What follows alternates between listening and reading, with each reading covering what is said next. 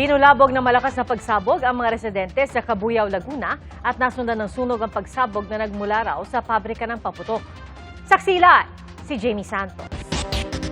Jamie? Pia, pasado alas 6 ng gabi nang mangyari ang insidente na nagsimula umano sa imbakan ng mga materyales ng paggawa ng paputok. Kitang-kita sa kuhang ito ang lakas ng pagsabog mula sa isang property. Sa lakas ng impact, nagalaw ang pwesto ng kamera. Ang pagsabog nasundan ng sunog at makapal na usok. Sa laki at kapal nga ng usok, tanaw ito sa kalapit na barangay. Agad na rumisponde ang mga bumbero matapos matanggap ang report. Itinaas agad sa unang alarma ang sunog. Damay sa pagsabog ang mga kalapit na bahay. Nasira ang ilan sa kanilang mga bubong at kisame. Kwento ng ilang residente, kala raw nila may nagte-testing lang ng paputok. Pero bigla na lang daw nasundan ito ng malakas na pagsabog. Halos mayanig daw ang lupa. Kaya matinding takot ang kanilang naramdaman. Pasado alas 7 ng gabi, idineklarang fire out ang sunog. Ayon sa BFP Cabuyao, wala silang dinatnang tao sa loob ng imbakan.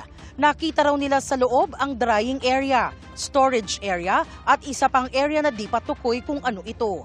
Sa inisyal daw nilang pagtingin, walang permit at fire safety permit ang naturang imbakan. Narito ang magkakasunod na pahayag ng mga residente at opisyal ng BFP. Ay tapos yun po sumunod, abay ang lalakas na, ang lalaki na po ng apoy.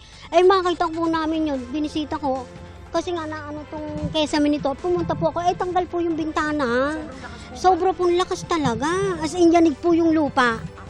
Nung sumabog po, nakita namin bumagsak, may bumaba na po kami. Sobrang lakas po. Sobrang lakas. Kasi gawa ng malapit na yung apoy, pagbaba namin, nakita namin yung apoy eh. May imbakan po dito ng ng mga raw materials po sa paggawa ng paputok po. Hindi pa po kami makakapagbigay ng opisyal na pahayag kung ano ang pinagmulan kasi sa kasalukuyan po iniimbestigahan pa ito.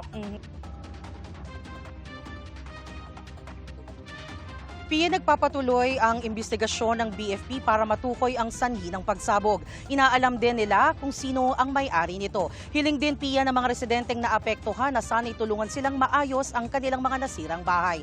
Live mula rito sa Cabuyao, Laguna, ako si Jamie Santos, ang inyong saksi.